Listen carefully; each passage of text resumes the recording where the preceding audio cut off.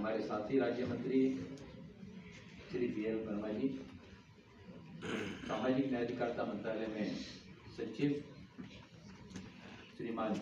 अमित यादव जी, सामाजिक न्याय अधिकारिता मंत्रालय के हमारे दिव्यांगजन सशक्तिकरण विभाग में सचिव श्रीमान राजेश अग्रवाल जी, अवर सचिव श्री अमित घोष जी, अवर सचिव सम्मानीय कैमरन बहन जी, यहाँ पर उपस्थित विभाग के हमारे सभी अधिकारीगण और इस संविधान दिवस के आयोजन में भाग लेने के लिए आए हुए सभी हमारे बहनों एवं भाई, प्रिंट मीडिया, इलेक्ट्रॉनिक मीडिया के हमारे साथीगण, आज के इस महत्वपूर्ण आयोजन में आप सभी का स्वागत करते हुए मुझे अपार हर्ष का अनुभव हो रहा है। और हर्ष का अनुभव इसलिए भी हो रहा है कि माननीय प्रधानमंत्री जी के द्वारा जब वो गुजरात में मुख्यमंत्री थे, गुजरात में मुख्यमंत्री पद पर रहते हुए 2010 में वहां पर संविधान गौरव यात्रा, संविधान की कापी को हाथी पर रख के और पूरे गुजरात प्रदेश में संविधान गौरव यात्रा उनके द्वारा निकाली गई। उसके बाद जब 2014 में आदरणीय नरेंद्र मोदी जी देश के पंतप्रधान बने,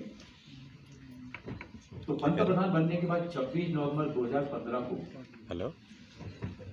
डॉक्टर भीमराव अम्बेडकर जी के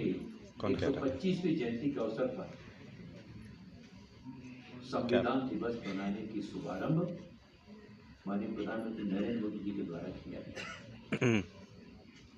और आज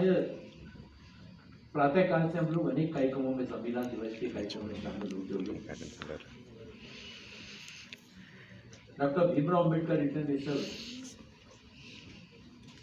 केंद्र के नींव हाल में आप सभी के साथ यह संविधान दिवस मना रहे हैं। मैं जब हमारे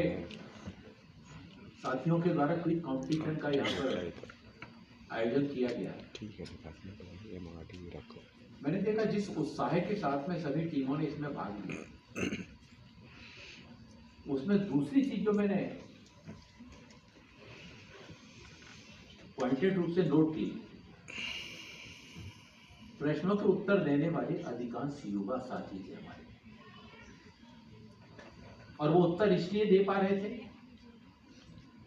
कि उन्होंने संविधान को समझने का, संविधान को जानने का, संविधान का अध्ययन करने का उनके द्वारा जो लगातार कार्य किया जाता है, उसी के परिणाम स्वरूप जटिल से जटिल प्रश्नों का उत्तर वो आसानी से यहां पर दे सके।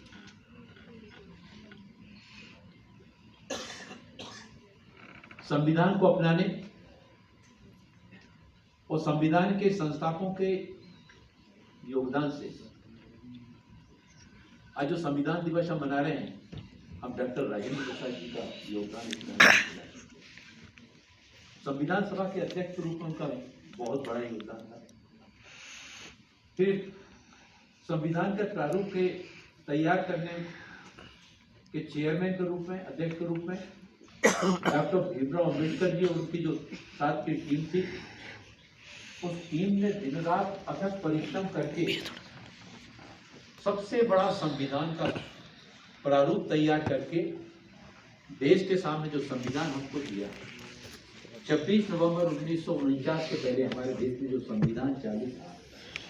वो ब्रिटिश हाउस ऑफ कॉमन्स के द्वारा जो दिया गया था, वो हमारे यहाँ संविधान लागू था। 26 नवंबर 1949 को प्रारूप समिति ने इस संविधान को अंगीकार किया और आज हम सब स्वतंत्र भारत में जो संविधान दिवस मना रहे हैं, इस संविधान में जो व्यवस्थाएं की गई, विभिन्न अनुच्छेदों में अलग अलग जो प्रावधान किए गए, और हमने 1950 से ये हमारे देश में लागू हो गया। लागू हो जाने के उपरांत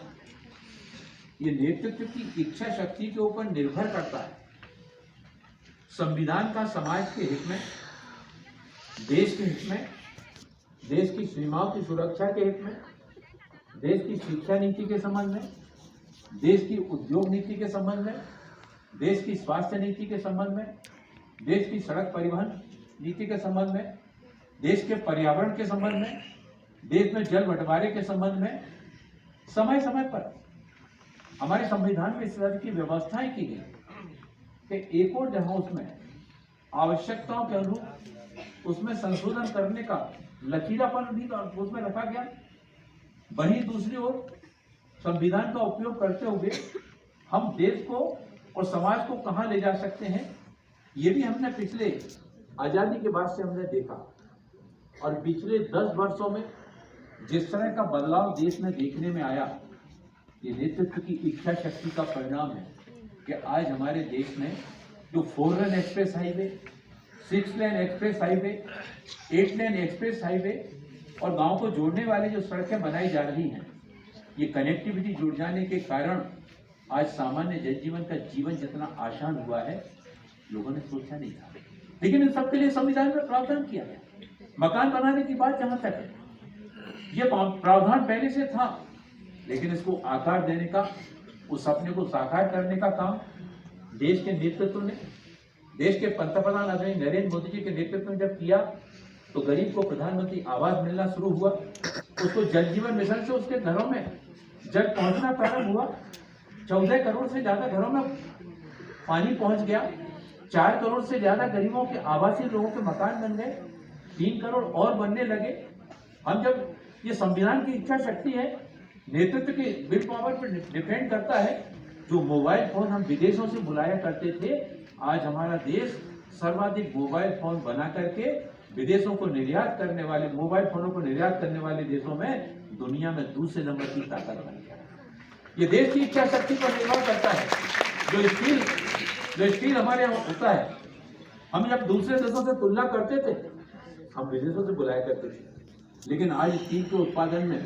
भारत सारी दुनिया में वैश्विक स्तर पर, हमारे देश से जो निर्यात होता है, वैश्विक स्तर पर भारत सर्वाधिक स्टील निर्यात करने वाले देशों में दूसरे नंबर की ताकत बनी। कभी हमारे देश में अनाज हम विदेशों से बुलाया करते थे। एक समय ऑस्ट्रेलिया से लाल गेहूं बुलाया गया था PN 480 के अंतर्गत। लेकिन जब कृषि के क्षेत्रों को सक्षम बनाने के लिए, कृषि की आय को दुगना करने के लिए जब सरकार के द्वारा प्रयास किए गए, उनके खेतों में पानी पहुंचाने के लिए, उनको खाद पहुंचाने के लिए जब ये सारे प्रयास किए गए, उनको बीज से लेकर बाजार तक, आज हमारा देश दुनिया में सबसे ज्यादा खाद्यान्न उत्पादन करने वाले देशों में तीसरे नंबर की ताकत बन गया। संविधान में प्रावधान सब है, लेकिन उन प्रावधानों का, उन अनुच्छेदों का समाज और देश के विकास में उपयोग करना ये देश के नेतृत्व की इच्छा शक्ति के ऊपर निर्भर करता है। और देश के पंतप्रधान आदरणीय नरेंद्र मोदी जी ने, हमारे डॉक्टर भीमराव अम्बेडकर जी, जिनके नेतृत्व में संविधान को लिखने का काम किया गया, प्रारूप तैयार करने का काम किया गया, डॉक्टर भीमराव अम्बेडकर जी को भी भारत रत्न देने का काम सोचा नहीं गया कभी उनके बारे में। और जब भारत रत्न देने की बात आई, तो जब हमारे द्वारा जो समर्थित सरकार रही, जब वो सरकार आई, तब डॉक्टर भीमराव अम्बेडकर जी को भारत रत्न से सम्मानित किया गया। अभी हमारे साथी बोल रहे थे, साथी राज्य मंत्री जी, कि डॉक्टर भीमराव अम्बेडकर जी के इस हाल में, हम भीम हाल में बैठकर हम कार्यक्रम कर रहे हैं। आज हम जिस सुविधा हाल में बैठकर हम कार्यक्रम कर रहे हैं, कभी हमने सोचा डॉक्टर भीमराव अम्बेडकर जी ने कितनी कठिन परिस्थितियों के बीच में बचपन से लेकर अपनी शिक्षा की सारी यात्रा की, और हमारे देश को संविधान का इतना बड़ा जो संविधान उनके द्वारा दिया गया, उनको योगदान को कभी भूला ही नहीं जा सकता है। पंचतीर्थ बनाने का काम डॉक्टर भीमराव अम्बेडकर जी के जीवन से जुड़े हुए जो स्थल हैं, चाहे वो उनकी जन्मस्थली महू हो, और चाहे वो दीक्षा भूमि नागपुर हो, चाहे चैत्य भूमि मुंबई हो, और चाहे शिक्षा भूमि लंदन हो। शिक्षा भूमि, लंदन का जो शिक्षा भूमि का जो भवन है, नागपुर में दीक्षा भूमि है, लंदन का शिक्षा भूमि का स्थान हो। इन सारे स्थानों पर उन स्थानों को खरीद करके और वहां पर विशाल भव्य उन डॉक्टर भीमराव अम्बेडकर जी की स्मृति में बनाने का काम, पंचतीर्थ बनाने का काम अगर किसी के द्वारा किया गया तो देश के पंतप्रधान आदरणीय नरेंद्र मोदी जी के द्वारा किया गया। 60 साल तक लोगों ने सोचा नहीं, 60 साल तक हमारे संविधान के रचयिता, संविधान को आकार देने वाले डॉक्टर भीमराव अम्बेडकर जी को, उनको उनके जीवन से जुड़े हुए स्थानों को इस तरह के पंचतीर्थ बना करके सम्मानित करने का काम किया जाना चाहिए। आज हम देश के प्रधानमंत्री नरेंद्र मोदी जी के नेतृत्व में ये पंचतीर्थों का जो निर्माण हुआ, देश के अलग अलग क्षेत्रों से लोग जब उन स्थानों का दर्शन करने के लिए जाते हैं, मुझे याद है कि हिंदू मिल का वर्षों से कोर्ट में विवाद चल रहा था। कभी किसी ने सोचा नहीं कि हिंदू, जहां पर अंतिम संस्कार डॉक्टर भीमराव अम्बेडकर जी का मुंबई में किया गया था, उस हिंदू मिल के विवाद के निपटारे की दिशा में कभी प्रयास नहीं किए गए। लेकिन जब 2014 के बाद माननीय प्रधानमंत्री के नेतृत्व में इस दिशा में कदम आगे बढ़ाए गए, वो विवाद भी हल हुआ और वहां पर एक भव्य संग्रहालय वहां पर डॉक्टर भीमराव अम्बेडकर जी की स्मृति में वहां पर बनाया गया। आज डॉक्टर भीमराव अम्बेडकर जी ने जो योगदान इस देश को संविधान के माध्यम से दिया, मैंने देख रहा हमारे देश की युवा पीढ़ी इस छोटे क्विज कॉम्पिटिशन के माध्यम से उन्होंने संविधान को किस तरह से जाना है, संविधान को किस तरह से पहचाना है, उसका अध्ययन किया है, उसका लघु स्वरूप हमने यहाँ पर देखा है। डॉक्टर भीमराव अम्बेडकर जी ने जो संविधान दिया, हमारी मातृशक्ति यहाँ पर बैठी, हमारी बेटियां यहाँ पर बैठी, हमारी बहनें यहाँ पर बैठी, उस मातृशक्ति को उनका अधिकार दिलाने की बात वर्षों से की जा रही थी, लेकिन 33% आरक्षण का बिल पास करने का काम वो संविधान में प्रावधान, मतलब उसका उल्लेख तो था, लेकिन उसको जमीनी धरातल पर उसको स्वरूप और साकार देने का काम अगर किसी के द्वारा किया गया तो देश के प्रधानमंत्री आदरणीय नरेंद्र मोदी जी के द्वारा किया गया। अब 33% आरक्षण का बिल पास हो जाने से अगली जो लोकसभा होगी, अगली जो विधानसभाएं होंगी, उसमें 33% प्रतिशत हमारी मातृशक्ति है। ट्रिपल तलाक का बिल, बांग्लादेश में ट्रिपल तलाक नहीं है, पाकिस्तान में ट्रिपल तलाक नहीं है, अफगानिस्तान में ट्रिपल तलाक नहीं है, ईरान में ट्रिपल तलाक नहीं है, लेकिन हमारे यहाँ ट्रिपल तलाक था। उस ट्रिपल तलाक से महिलाओं को संरक्षण दिला करके उनके अधिकार दिलाने का काम इस संविधान में जो व्यवस्थाएं हैं, उस व्यवस्था के अनुरूप उन बहनों को अधिकार दिलाने का काम किया गया देश के पंतप्रधान आदरणीय नरेंद्र मोदी जी के द्वारा किया गया। और इसी संविधान के अनुच्छेदों का दुरुपयोग कैसे किया जाता है, मोदी जी आपने शब्द देखा, हमारे रामदास अठावले जी 26 जून 1975 जब देश में आपातकाल लगाया गया, हमने देखा कि एक तरह किस तरह से नेतृत्व की इच्छा शक्ति पर जब निर्भर करता है तो देश सड़क से लेकर हवाई जहाज तक हर क्षेत्र में आगे बढ़ता है। चाहे मोबाइल की बात हो, चाहे कृषि की क्षेत्र की बात हो, स्टील की बात हो, मेडिकल कॉलेज की बात हो, कभी 74 मेडिकल कॉलेज से आज 147 मेडिकल कॉलेज। सुरक्षा उपकरण हम विदेशों से बुलाया करते थे, रूस से, जर्मनी से, अमेरिका से। आज हम 208 से भी ज्यादा सुरक्षा उपकरण आज हम अपने देश में बनाए। उनको आयात पर रोक लगाई गई, अपने देश में उनका निर्माण कार्य किया गया, हम दूसरे देशों को निर्यात कर रहे हैं। ये देश की नेतृत्व की इच्छा शक्ति के ऊपर निर्भर करता है। 1975 में 26 जून 1975 को आपातकाल लगाया गया। न वकील कर सकते थे, न अपील कर सकते थे, न कोई दलील दे सकते थे, जिसको एक बार बंद कर दिया गया, वो जब तक आपातकाल लगा रहा तब तक वो जेल में ही बना रहा। मैं उसका प्रत्यक्षदर्शी, मैं फर्स्ट ईयर में पढ़ता था। हमेशा से अन्याय के विरुद्ध मेरे मन में जो स्वभाव रहता था, इमरजेंसी लगी, मुझे आपातकाल में बंद कर दिया गया। 19 महीने में भी जेल में रहा। इमरजेंसी जब खत्म हुई, आपातकाल खत्म होने के बाद हमको बाहर आने का अवसर मिला। मेरी पढ़ाई बीच में रुक गई थी। मैंने कहा कि जेल में जितने इस तरह के स्टूडेंट साथी हमारे, हम लोग साथ में बंद थे, हम लोगों ने प्राइवेट परीक्षा देने के लिए फार्म भरा। हमारे रोल नंबर भी आ गए थे,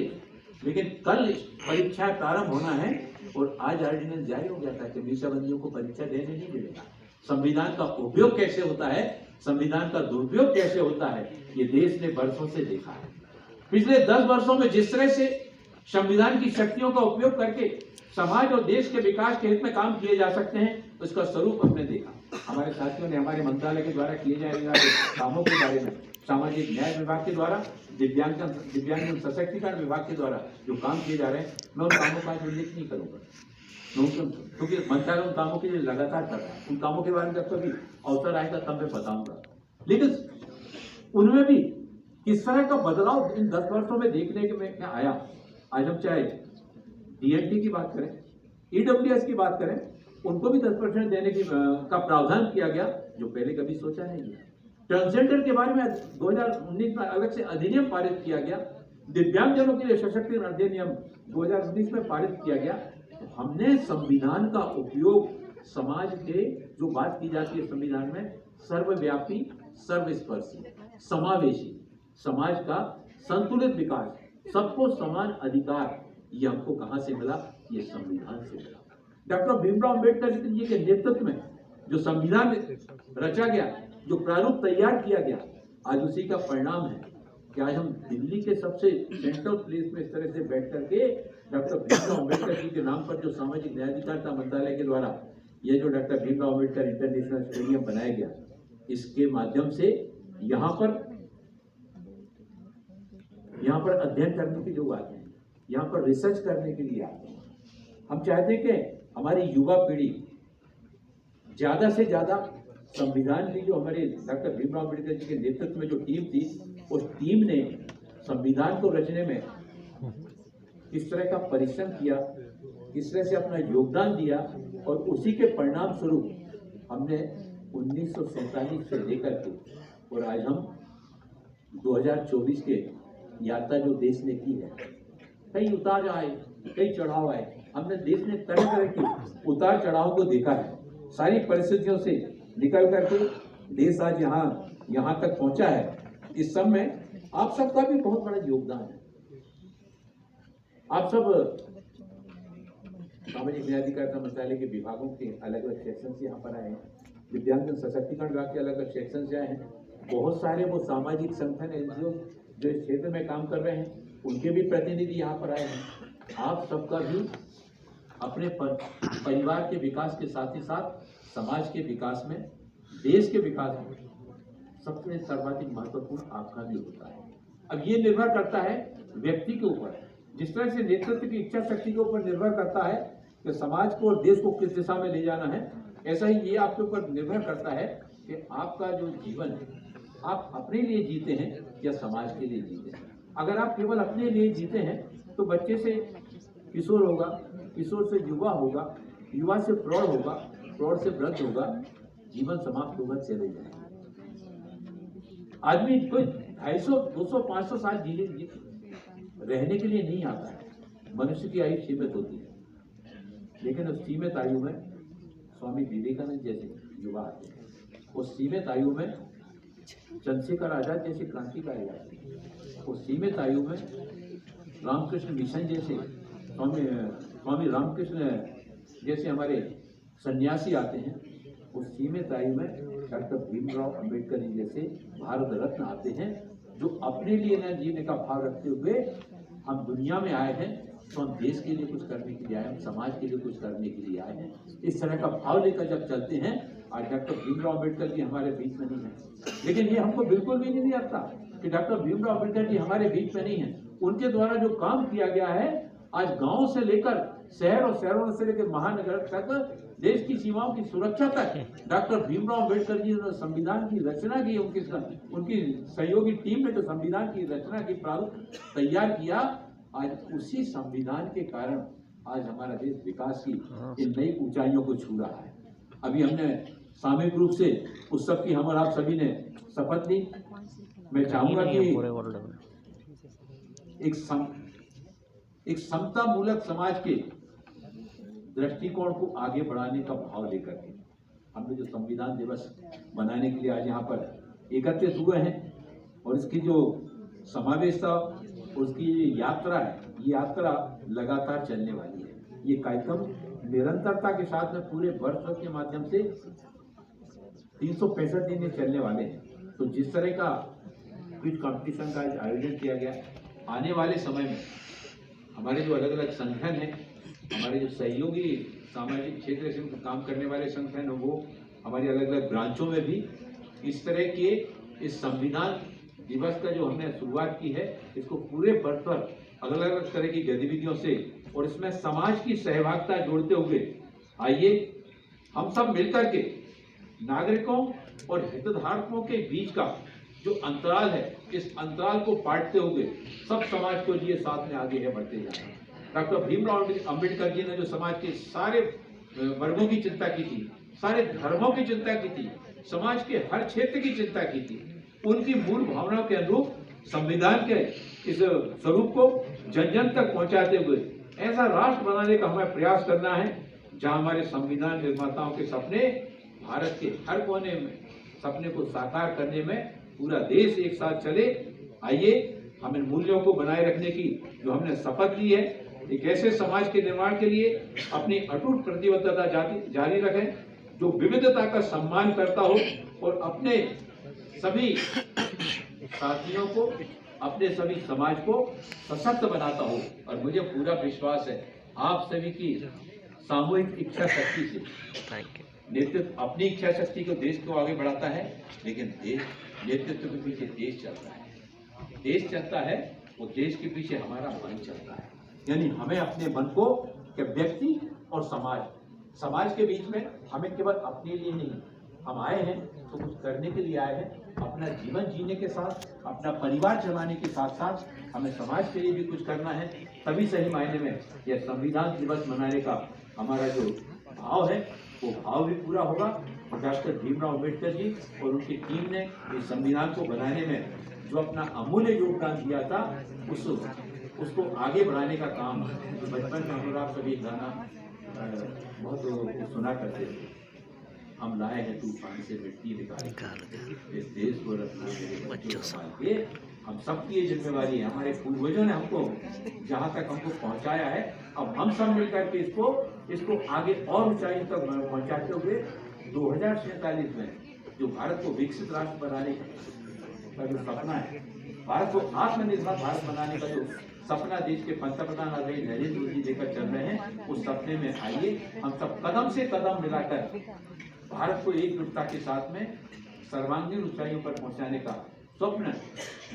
उसको साकार करने का लक्ष्य लेकर हम जाएंगे। ऐसी शुभेच्छाओं के साथ में बहुत बहुत आभार, बहुत बहुत धन्यवाद। एक बार फिर आपको संविधान दिवस की ढेरों बधाइयां, बहुत बहुत शुभकामनाएं।